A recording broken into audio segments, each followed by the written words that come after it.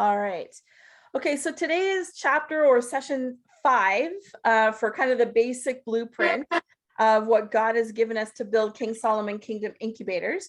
And so today we're going to talk about leadership structure. We brushed over it, I think, in week 2 when I went through an overview of all the 14 mountains, but we're going to now really kind of drill down on some things and go into a little bit more detail with respect to the leadership structure. All right, so let's open PowerPoint. There we go. All right. There we go. So we're going to talk about leadership structure from the perspective of kind of what the blueprint is that he's outlined for us, but then also kind of the core values that drive that. And just a reminder, one of the core values is that we are bringing forth past blueprints, past ancient pathways, ancient ways of living that worked, that were God's direction for us, you know, all throughout Genesis, Exodus, Leviticus, and like all those ancient ways of living, as we're bringing them back from the past into the present, right, in order to implement it and set us up to move forward into the future. So we're in a very interesting time, and that really speaks to Kairos time. And I'm not going to get into that today, but God is downloading a lot of revelation to me about Kairos time and how to live in Kairos time. It's very preliminary for me right now, so I'll when that's more developed, I'll bring that forward to everybody. But we're in a very interesting time, getting back to ancient pathways, implementing them today so that we're set up for the future, the end times that are coming. All right, so we will dive in. All right, so we need to kind of set up the context of the time we're in, right? So January 2020, we entered a new era. Remember, there was an era of the kings, there was an era of silence, there was an era of the gospel. There were many eras throughout time. And sure enough, we're still in these transition from one era to the next, or season to the next. And so January 2020, we shifted into a new era, and it was signified or catalyzed by COVID. That's how we'll, that's a marker we can identify with how the whole world changed and shifted in 2020 when COVID started. And COVID is certainly a part of all of this changeover. But again, we're not going to go into detail into that today. But what many of the major prophets now, particularly Lance Wallnau and Johnny Enlow, are speaking to now, and certainly what I'm getting a lot of revelation about, is the 7 mountains strategy, or 7 mountains prophecy. All right, so I just need to explain that a little bit. We've talked about this a lot because it is one of our kind of corner pieces that we're functioning on.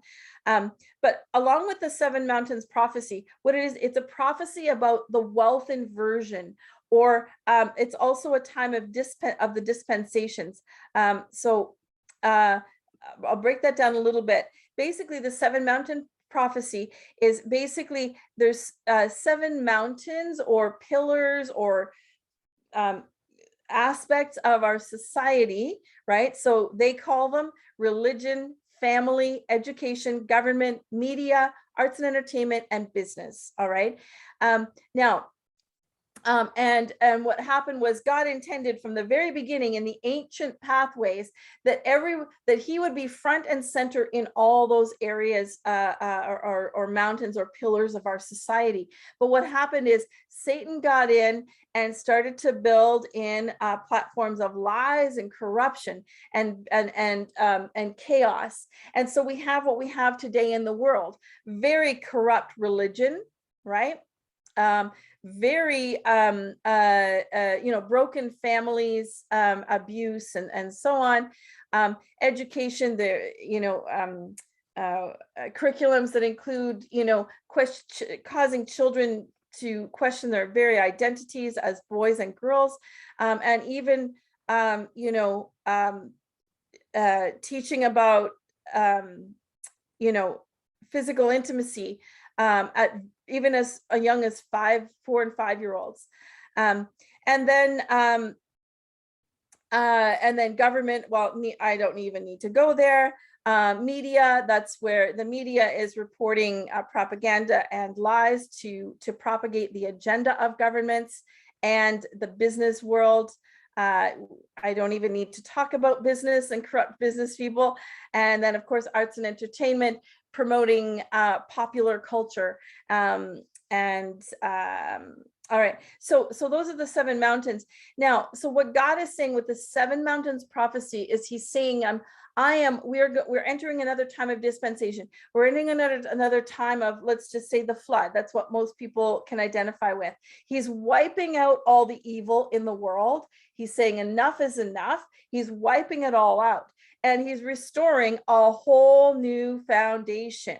All right, all new, so all these mountains, and we've broken it down to 14 mountains, and changed some of the wording in order to help us with our mindset or paradigm shift. But he's flipping things. And so the best comparison is that it's like he's called us to build an ark. He's given us a blueprint to build an ark, so to speak. And he's going to bring the flood. He's going to wipe out the evil. We don't have to worry about taking down these the evil leaders in the world today. God's taking care of that, but we're to be busy with our hammers and nails and building our teams and so on, building a new foundation based on the ancient pathways, based on, going back to Genesis, Exodus, Leviticus, and Numbers.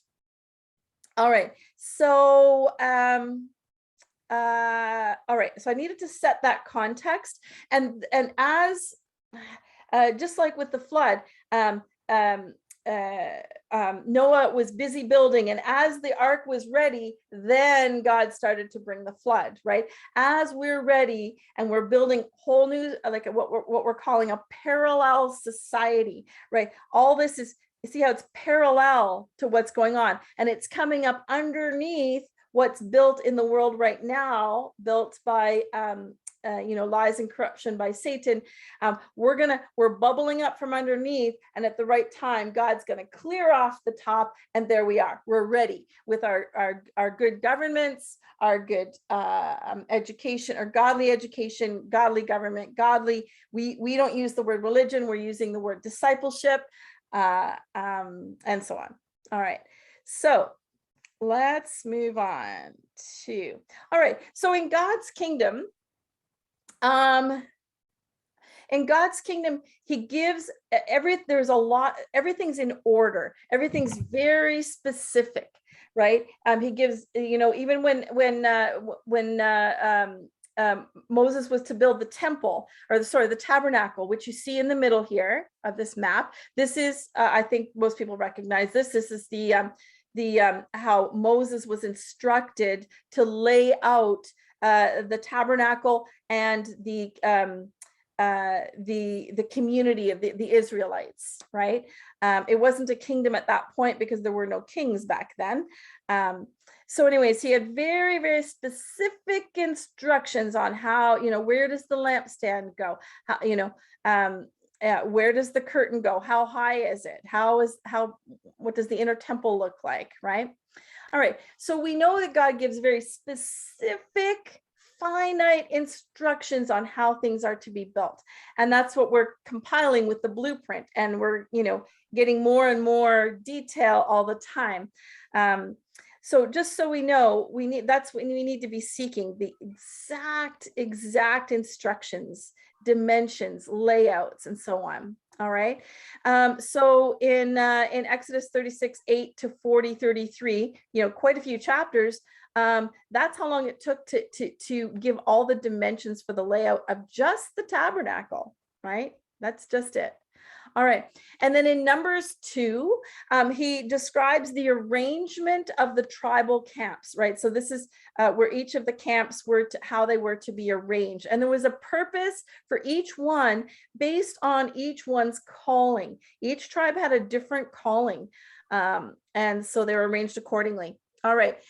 So as you can see here, we have the 12 tribes arranged. And then, of course, the Levites were in the middle. So these, you can see here, the Kohath, Merari, Aaron, Moses, and Gershon right up here, hard to see back here. These are the tents of the Levites. Right, the tribe of Levi, one of the sons of Jacob or Israel. All right. I think we're all clear on that. And so here's something to note. Exodus 40:34, right? As they built the tabernacle, so they had completed the tabernacle, right? They completed it. So here we are. Remember, the instructions finish on Exodus 40:33. Well, Exodus 40:34, it says, and then the cloud covered the tent of meeting and the glory of the Lord filled the tabernacle, right? So it says, once they finished building it, it was complete exactly according to the specifications. And then the cloud covered the tent of meeting and the glory of the Lord filled the tabernacle. The glory came when they built exactly according to God's design. And you'll see here, this little pillar, this cloud, this smoke here, a pillar of smoke. When we get it right, when we have everything in order, right, the glory of God comes. Hallelujah. Right. So this is our goal, is to build the structure exactly and get it as exactly the way he's instructed us. All right.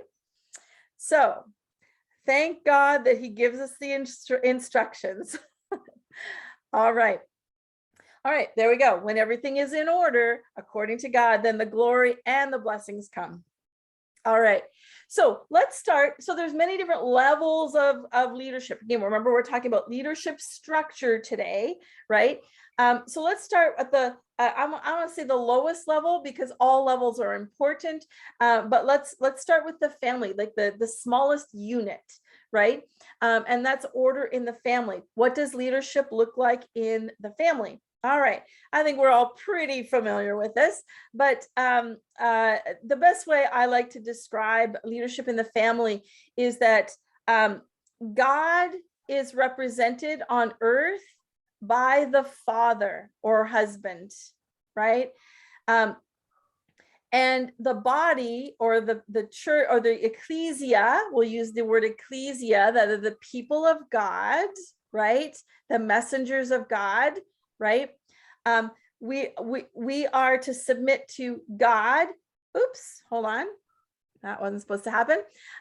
Just as the mother or the wife represents the ecclesia on earth and honors the father, right? Who represents God. It's like a role play, right? It's a role play showing the children, right, what it looks like, what God looks like, or not looks like, but is like, because they see that in their father, earthly father, and then they see the mom, how they are to honor God by how the mom relates to the dad.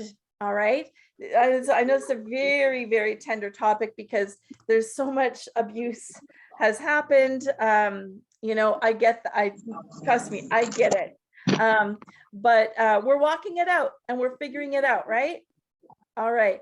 So, so here we have order in the family, right? So the father represents God, and the mom represents the ecclesia. So just like God, John 3:16, God sacrificed, or Jesus sacrificed, Jesus, who is a part of God, sacrificed himself for the people. All right. Right. So he submitted himself or sacrificed himself for the people. And then the people, we on John 15, 1 to 17, we are to be a part of the branch. We're to honor him. We're to glorify him. It says you should have but one God. That's not John 15, but all right, that's the dynamic, and that's the dynamic here in the family, submitted to one another. So Ephesians 5:21 to 33, and it describes the relationship between mom and dad, husband and wife. They're submitted to one another. All right. Okay. And then we add the children in. That's Ephesians 6, 1 to 4. I'll just really quickly read that one.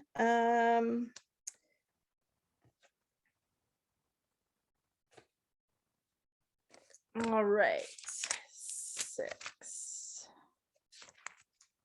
1 to 4. It says, children, if you want to be wise, listen to your parents and do what they tell you, and the Lord will help you. For the commandment, honor your father and mother, was the first of the 10 commandments, with a promise attached. You will prosper and live a long, full life if you honor your parents. All right. So that's order, that's leadership order for at the family level, the very baseline, I would say the most important level of leadership, right? Because that's where the children learn. All right, let's move to the next level. Sorry, there we go. All right, so now we'll move to the next one. So order in a kingdom, right? What does that look like? So I'm using here, we have actually 12 mountains right here. And let me break this down, because I know we were talking about we have 14 mountains, but one of them is here, government, right? That's the king or the queen. Again, we're using biblical terminology, but we could say leader, right? Mayor, whatever, but we're using biblical terms, king and queen. And then discipleship. So, so this is the, I don't want to use the term religion, but this would be, or even church, to be honest, because there's so many bad experiences with church. But this would be the discipler, right? Who's leading your discipleship mountain, right?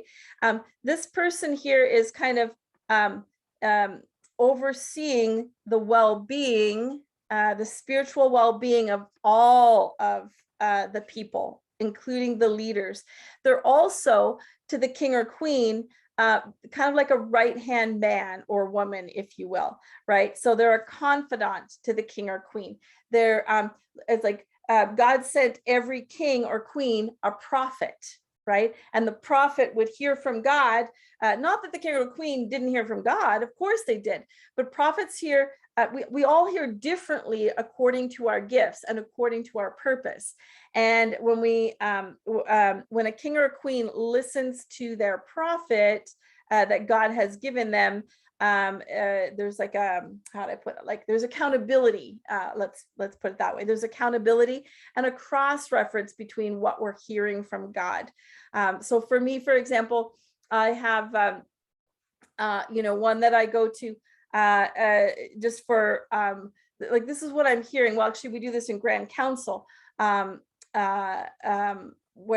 this is what I'm hearing, and then there's feedback from council. Oh, this is good, or they might add to the vision, or add to the word, or add to the direction, and so on. All right, and then we have the other 12. All right. Now in Exodus 18, 17 to 26, this is where Jethro comes to, first of all, before I go any further, the king or queen is always someone anointed and appointed by God. So just like Samuel chose David as the king, right? God speaks to a prophet, and the prophet then is they're tasked with anointing and appointing the king or queen for that geographic area. All right, and that's certainly the way we're doing it. So for example, I hear, let's say, I'll just use real time.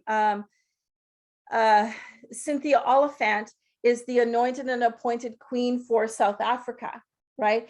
And that was because God showed me that. We had been working together, developing all of this, and then he showed me that Cynthia was to be the queen for South Africa. So then I officially anointed and appointed her for that, right? And there are others, and there's a timing to it. There's a timing to it as well. Sometimes, like, I'll know someone is going to be in the future, needs to be anointed and appointed as a king or a queen, but it's not the right time. I haven't received from God that it's the right time, but just to that I'm just to kind of keep them in the inner circle until the right time. All right, so that's how a king or a queen is appointed. And then we have the other 12 mountains. All right, so in Exodus 18:17-26, that's when Jethro comes to Moses and says, what you're doing isn't good. You're going to burn yourself out because you're looking after everybody's problems. Everybody's coming to you to solve their problems. And so you can't fulfill your calling of being the overall leader for all of the Israelites. And so he said, you need to find elders that are wise and following God, and experienced, that can handle the issues I'll use today's term is portfolio, right? A portfolio this is the area of influence that you're being given. And so this is where we're doing it as with the mountains. So, let's say entrepreneurship, which could also be called the business mountain, but we're using, of course, different terminologies. So the council is formed from the leader of each of these mountains. So as we're developing kingdoms, we need to be watching for who is called, they'll bubble up, they'll show themselves to you as where they're called to lead. And let me give just some experience, I guess. I'm going to use, so Gary and Tanya here in Canada, I was completely convinced they were the farming mountain. Like, actually they could do several of the mountains, to be honest with you. But to me, what I saw most prolific and fruitful in their lives was farming. They really knew a lot about farming. And so to me, I saw that, right? But as we were, I was doing a little exercise with some of our leaders and saying, I don't want to go into a whole lot of detail to keep this concise, but anyways, I said, I want you to ask God which mountain you are to be functioning on. And they actually, I was getting ready actually to appoint them to be leaders of the farming mountain on Grand Council. And they actually spoke up and they said, Kate, we're actually called to entertainment. I was like, what? Like, I've never, like, I just don't see you in that role. And then they reminded me of the jewelry that he makes. He makes jewelry. It's a very creative jewelry. She's a beautiful painter and artist. He creates miniature sculptures that are the most exquisite, detailed,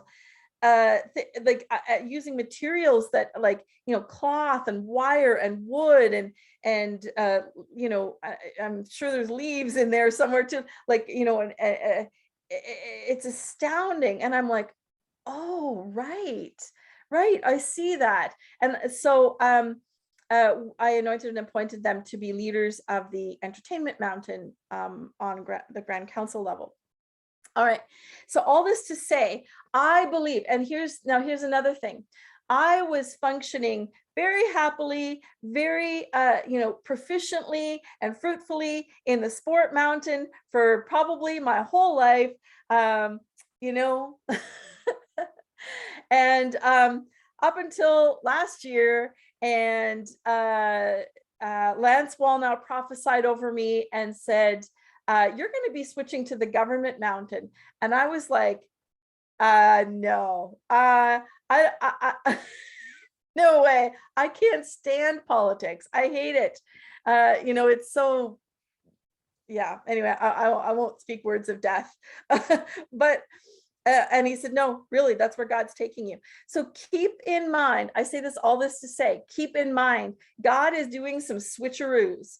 And the reason why is because in government, I have to rely on God way more than I would have in sport. Sport, I was very proficient, very experienced.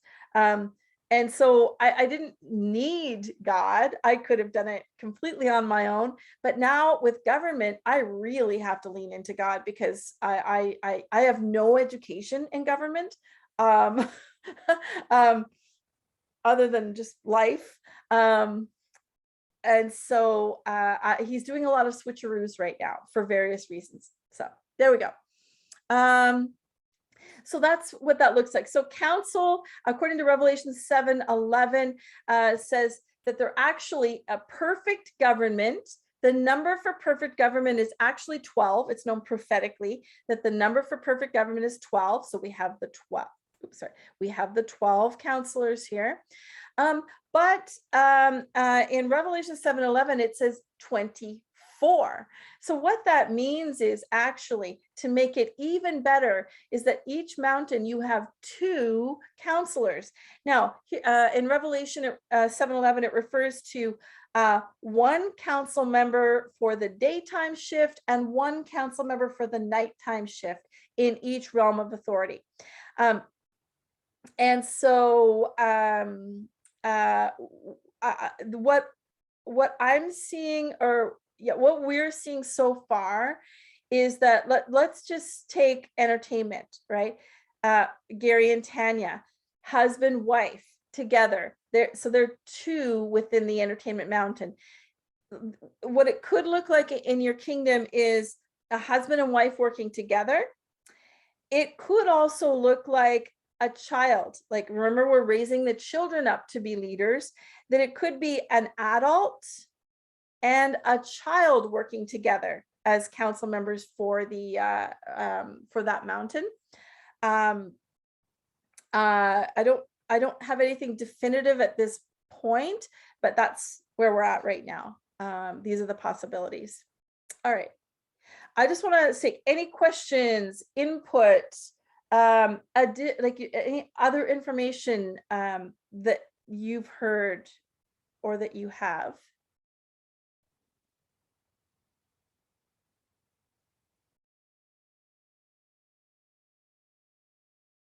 All right.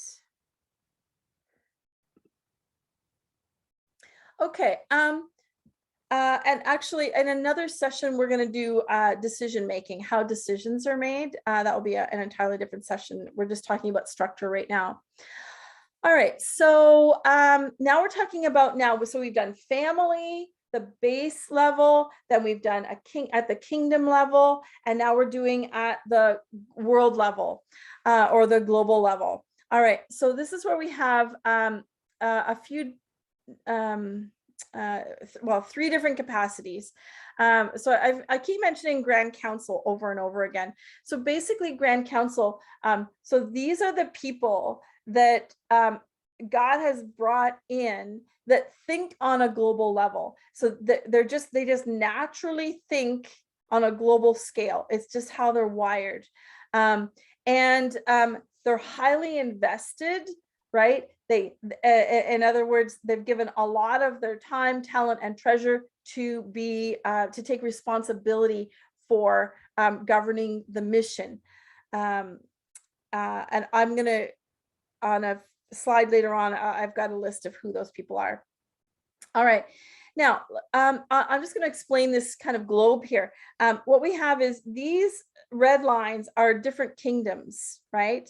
That are up and coming, or they're all up and coming. This is all still very new, right?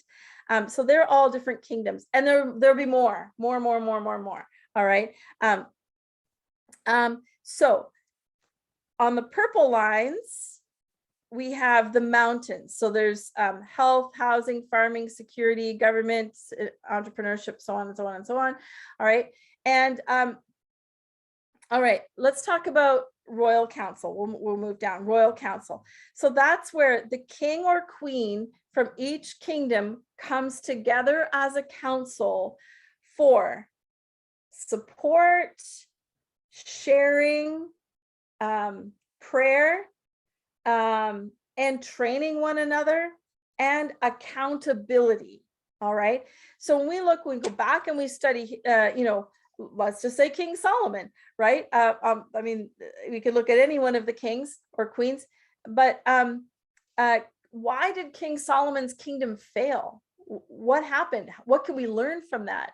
Well, he failed because he fell into sin. He started walking away from God, right? The design of the kingdom started to falter because it wasn't based on God's design. He started marrying, because it says, do not marry into other people of other nations.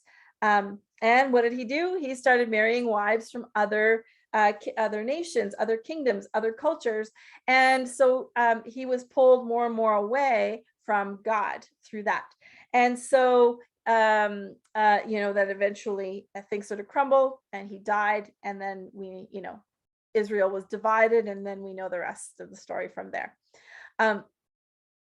So how do we avoid that? How do we learn from that? Well, we have councils, right?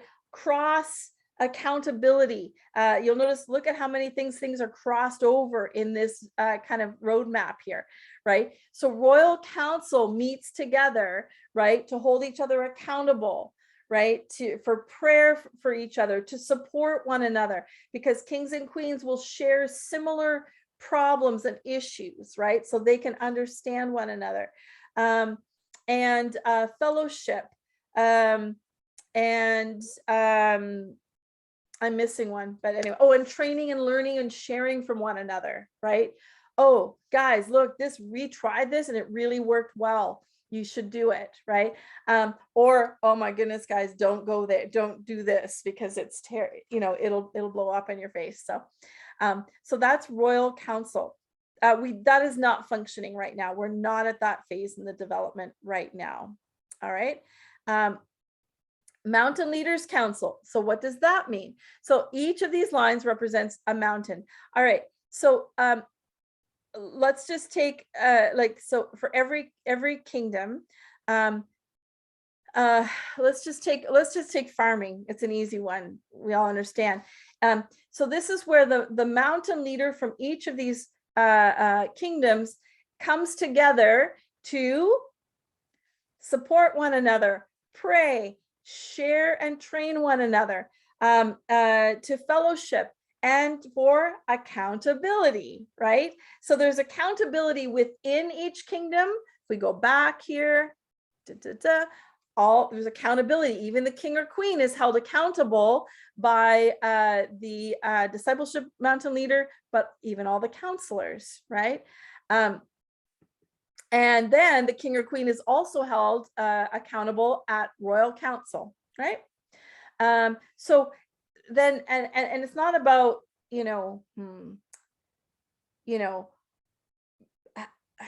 how do I put this? It's not accountability like waiting for someone to fail and coming down hard on them. It's not that at all. It's a sweet submission to that, because none of us want to fail. Like Hennick, Heidi and Raymer, Honest, Ephraim. I don't know who's on the Galaxy 10 plus line, but anybody here, I don't want you guys to fail. That's my deepest desires. I don't want you to fail. And further, I want you to succeed. And councils help us succeed, right? Right, and mountain leaders, yeah, the same thing. There's a sharing of ideas, sharing of findings. Yeah, that's it. I see a thumbs up. Thanks, Henrik. Yeah, that's ultimately, we all want to succeed ourselves, and we want each other to succeed, but also we want to honor and glorify God. And if this is the blueprint he's given us, then and if we follow it, then his glory comes. And that's what we want, right? Because when the glory comes to us, what do people around us see? Right? The people around us, our families, our neighbors, they see, oh my goodness, look at how blessed, well, they maybe not use the word blessed, but look at how they would maybe use the word successful Ephraim is. Oh, like, look, like what is it? And just like King Solomon, right? All the kings and queens from all the nations around came to King Solomon to say, what are you doing that's so right? Right? And they came to him as like a consultant to see what he was doing. That's how we're the best witness to the world. All right. What do I have next? Okay, so here we are. So at this point, here is Grand Council. So International General Director, that is a worldly word. Maybe we should change that to a biblical word. I don't know, but anyway, that would be myself. And of course, I'm in Canada. All of these people have been anointed and appointed by God and affirmed by other people. Other people, have said, oh yes, he should be that, or she's that, or whatever. Entrepreneurship Director is Francis, who will be joining us as of June on a regular basis. He is in the middle of finishing his Master's of Business Administration, which is quite intense. And once that is finished, then he is with us full time. All right, Education Director Cynthia Oliphant in South Africa. She will be coming on to some of our morning sessions and starting to do some training as well, because these people have so much to offer. There's so much richness. Entertainment Director Gary and Tanya Boylan, they're in Canada. The Prayer Director Rachel Yakana. Rachel is normally with us here, but she's not here today. She is from, oh goodness, I never remember her birth country, but primarily she's doing work in Gabon, but she's currently living in Canada. Sport Director Kyle Thorne from the USA, actually right now in the middle of moving to Japan. And Administrator Honest, who is here with us today, and he's in Malawi. Although Royal Council isn't functioning as a council per se yet, we're just not at that point yet. The people that God has given me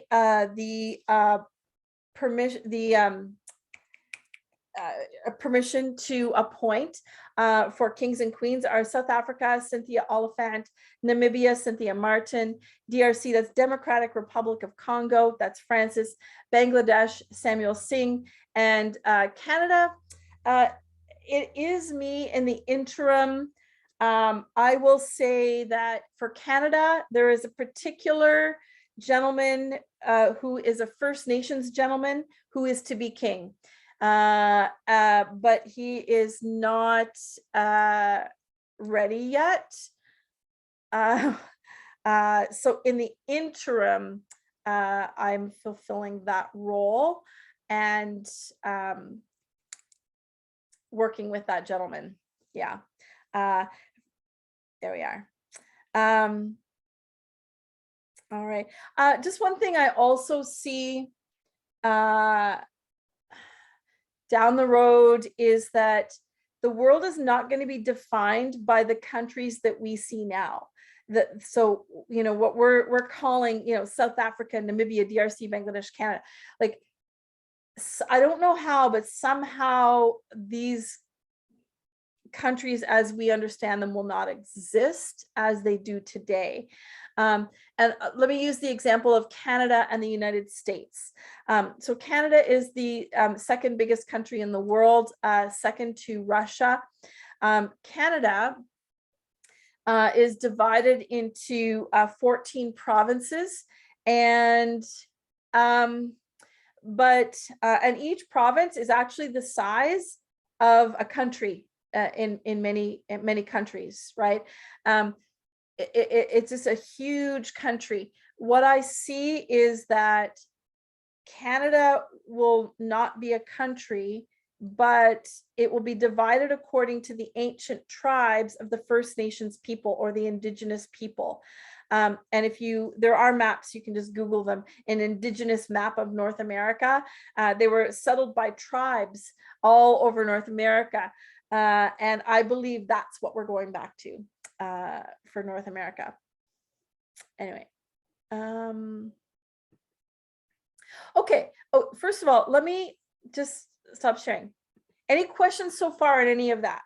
Like, or questions, or additional information, or anything? Just in regards to the Indigenous map of North America, is that something that God has impressed on you personally, or and then has been confirmed elsewhere, or is that just something that God is developing in you? I'm going to say developing in me. It's not finite yet.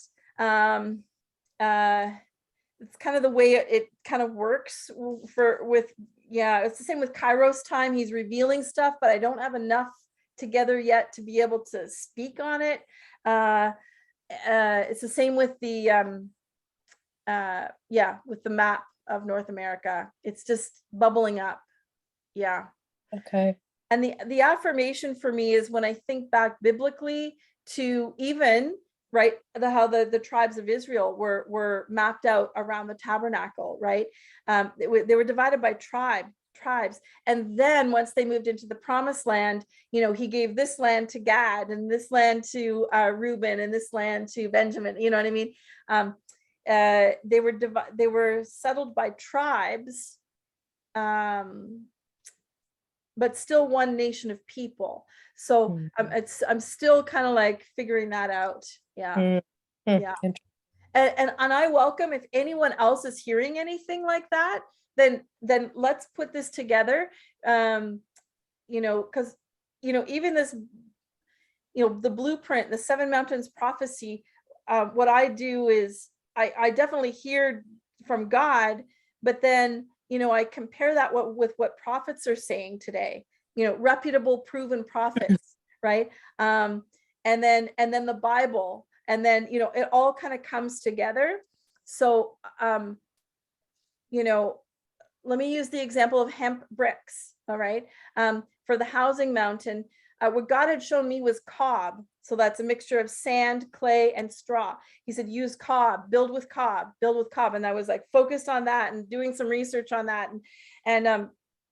But then I was talking to Bridget and David, who are in Canada, just on the South Shore in Nova Scotia. And God had spoken to them about hemp bricks. And I was like, that was totally not on my radar. But then they were positive that God had spoken that to them. Then I compared it to what I already knew. He said, build with natural materials. I'm like, oh, hemp is natural. Started doing some research on it. I'm like, that fits with what I'm hearing, right? It measures up. So then that became part of the blueprint, right? Cob, timber, like natural wood, and hemp bricks. So do you see what I mean? It doesn't all come through me, right? It comes through everybody. And we just compile it in one and keep building it out. Yeah, that's great. Yeah. So I welcome you. If you're hearing anything, let me know, and let's bring it out. And what that's actually doing is it's the early formulation of the mountain council, right? There's no official mountain councils at this point because there's not enough kingdoms and everybody's just getting started, right? Even that conversation with Bridget and David, it was a miniature mountain council. We were discussing more information for the blueprint for the housing mountain, right?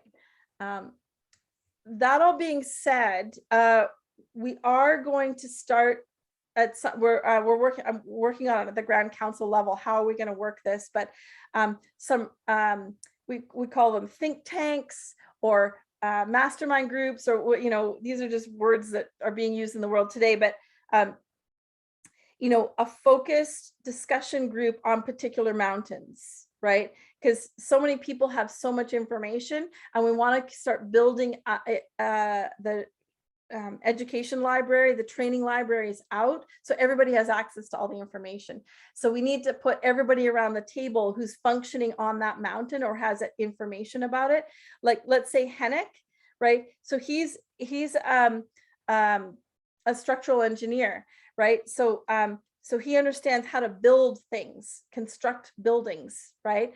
And then he also knows someone else, one of his professors in university, that's very interested in this. And so there's two people. And then there, I know that actually, Raymer, I won't, I won't give, talk about our discussions, but if you want to volunteer that, you can, but I won't, that was our discussion. So I don't know if you want that public or not, but you may have a part to play in that, right? So then we put all those people around the table, and let's have a think tank discussion, and let's see what comes out of that, right? When we start putting the puzzle pieces together, right?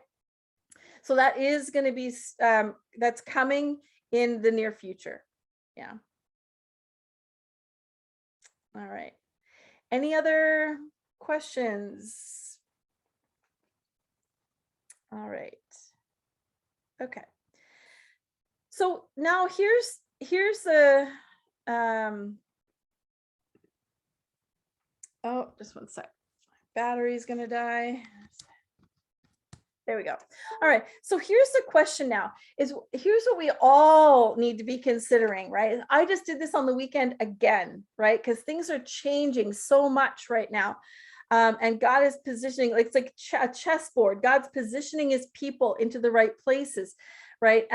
And in some cases, he's switching us from one mountain to another mountain, or changing spheres, like from a local level to a global level, or vice versa, right? He's changing things around so much right now. So I think we need to be continually doing this exercise. But there's a term, it sounds very scientific, but Metron. What is your Metron? And what basically that means is, what is your niche? What is your particular finite calling?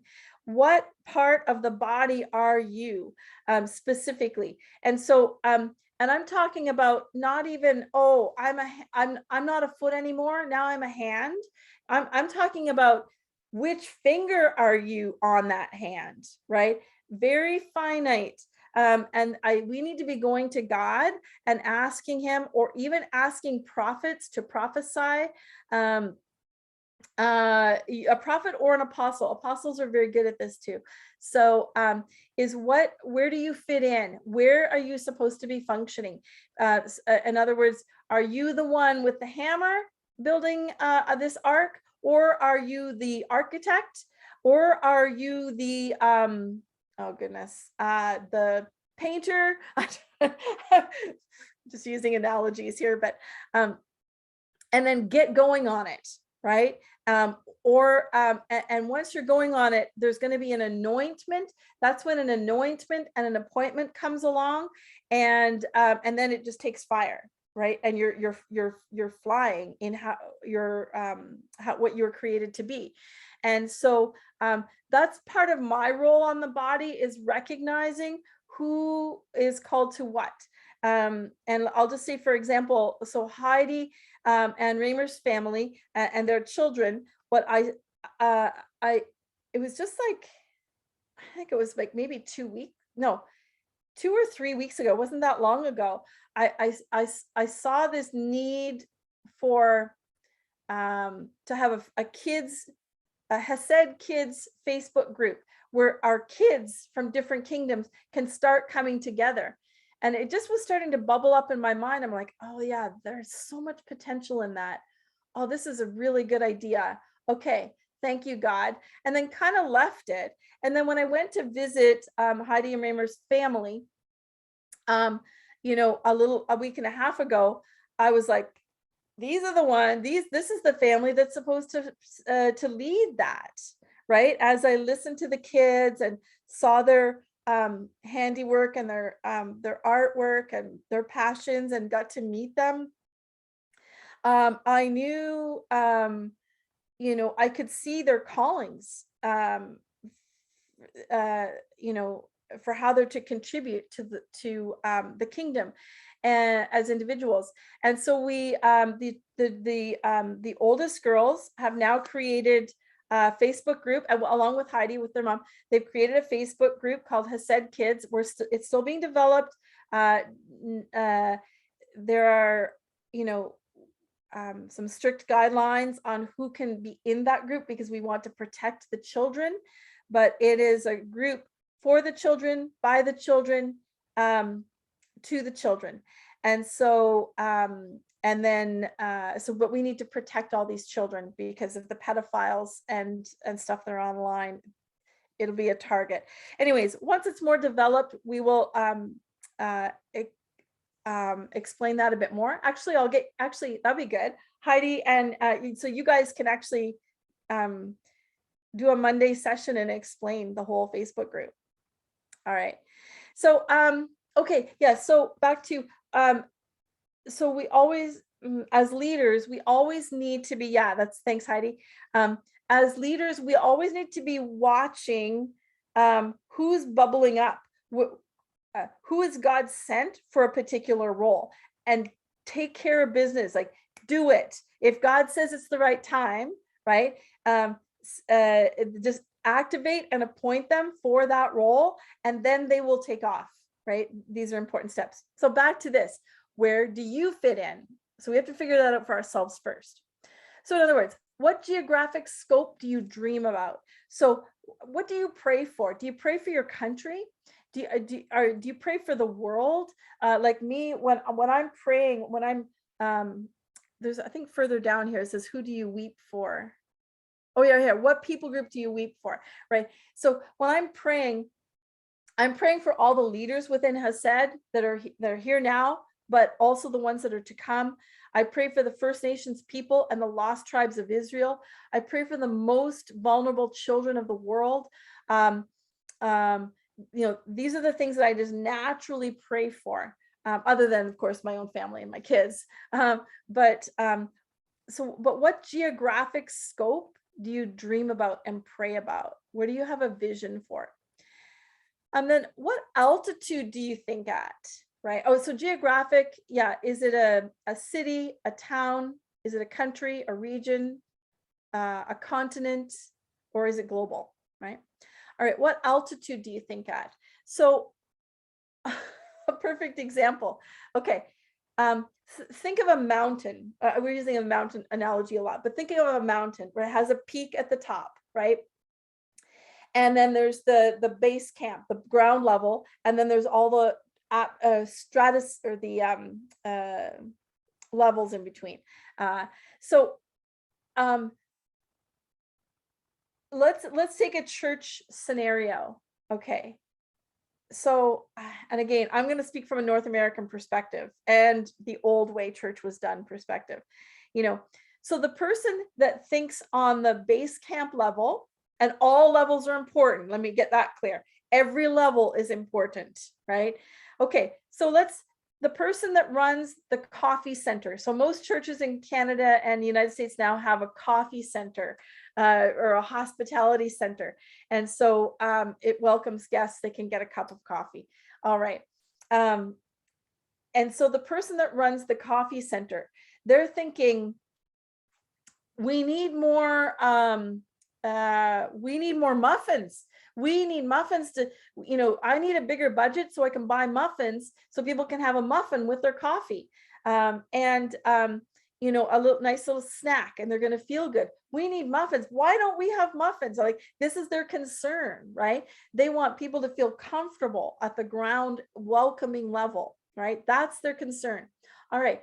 But then let's go the opposite, the top of the mountain, right? These are the apostle and prophet leaders. And so they're thinking down the road, how do I get this church to this point down the road? How do I move it there? They see on a bigger scope, or a higher scope. Oh yes, go ahead, Henrik. Yeah, absolutely. Sounds good. And they can't even see the muffins that are needed for the people that are coming every Sunday. They just don't, they don't even see it. They're like, what do you need? I mean, you need muffins. You know what I mean? And but then the person that's running the coffee table, the coffee center, is like, why is he or she, whatever, always thinking, 5 years down the road and talking about 5 years down the road, and right here, right now, our people need muffins, right? Or they need sugar for their coffee, things like this. So everything is important, but everyone is called to think on different spheres. And a perfect example for us, we just demonstrated it before I even started recording. I knew I had forgotten to send notification for this, like the Zoom link for this meeting to the Grand Council. And so I was like, oh, rats, I forgot that. But that's because I don't think administratively. Like I think really, really big picture, and I don't think about the details. It's way beyond my scope of thinking. And so Honest is an administrator. That's why he's our administrator. And he remembers these things. Oh, this person didn't get that message, or we need to connect these people, and these people need that information. That's the way he thinks, right? That's his role in the body. So then, as getting better at working together, I just said, Honest, can you just make sure everybody gets the link next week? Like, it stresses me out when I have to think of those things. And I miss things. I miss details. People don't get informed. But that's because I don't think on those levels. Not that it's not important. It's important. But anyway. So what altitude do you think at? Are you a big picture thinker, or are you very finely detailed? All right. What specific mountain are you passionate about or gifted for, right? What if you like, there's the question, if the time and money were no object, were no problem, what would I do right now? Right? And just let yourself dream. What mountain are you passionate about? What people group do you weep for? For me, primarily, it is the most vulnerable children of the world. Primarily, that's it. I also, for our leaders, because I make a point of getting to know all of our leaders, on a personal level. And so I weep for them and I pray for them regularly. What are your spiritual gifts, right? Is it hospitality? Yeah, like just evaluate your spiritual gifts. And do you have one of the fivefold gifts? So that's apostle, prophet, evangelist, teacher, pastor. These are the 5 leadership gifts. Are you one of those? All right. What have people prophesied over you? What have they said? Oh, you are so anointed for this, or God says you're going to do that. I don't want to make it all about me, but several people have prophesied over me that they said, I see you planting, I see a globe and I see fires all over the world, little flames all over the world, and you're going to start all these fires and then join them together to become a roaring fire. Lots of people have prophesied that. And there's other things. So I know I have a global calling to start fires and connect them, right? All right. What has been prophesied over you? All right. And what has God been speaking to you? What is he saying to you to do? What does he want you to, what are your next steps? Right. And where do you currently have influence? Now take this, remember I said, I was functioning quite happily and proficiently in the sport mountain, and he switched me. But part of it can be, where do you currently have influence? That might be a factor. What doors, where are doors, and what doors are opening for you that are waiting for you to step through? And what doors are closing for you? Oopsies, that's not what I want to do. There we go. All right. And yeah, just to be aware, God has been switching people around. So just be mindful and courageous. So these are things to ask yourself, and just say, so you can tell, when we understand ourselves and what our calling is and where God is leading us, and we start walking in that, and then someone anoints and appoints us for that, then that's when we get lit on fire, Holy Spirit fire, and the whole mission and the kingdom starts to take fire as more and more people step into their order. So I'm going to bring it all the way back to the beginning. Kingdom order. Remember, God has an order for everything. You know, we think he compared the ecclesia, the people, to the body, like the hand, the feet, the eyes, the ears, right? And if you think of the body, everything has a specific purpose. And you know, when our left hand and right hand are coordinating together and working together, and they're fulfilling their functions, then the body functions well, right? So we have to determine what part of the body are we, and let's start functioning well. Yeah. All right. Right. And I just felt, as I was you know, preparing this PowerPoint, just a reminder of our mission, right? And so where do we fit into the mission? The mission is raising, there's 3 parts: raising armies of kids, right? So we're raising them, we're nurturing them, we're training them, we're loving them. There's armies of them. They're to understand warfare, and there's lots of them, and they work in synchronization with one another. They know how to do battle on a spiritual level, in every level. And the second part, that they're firmly rooted, oh goodness, wrong spelling, firmly rooted in their purpose, worth, and identity. Firmly rooted in their purpose, worth, and identity. So what this means, they know their purpose. They know their Metron, what their purpose is in the world. They know their worth according to Jesus, who died for them.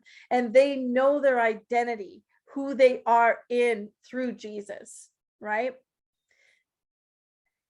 And we're training them to be, raising them to be world changers and community leaders. That's pretty straightforward, right? They're taking leadership, right? That's our mission. Where do you fit into that? All right. Okay. Look at that. Let me just check my notes to make sure. I'm pretty sure I just got it all. Yeah, we're good. We're good. All right. Any questions, comments, other input, anything? How's this speaking to you? You have a question about where you fit into the body?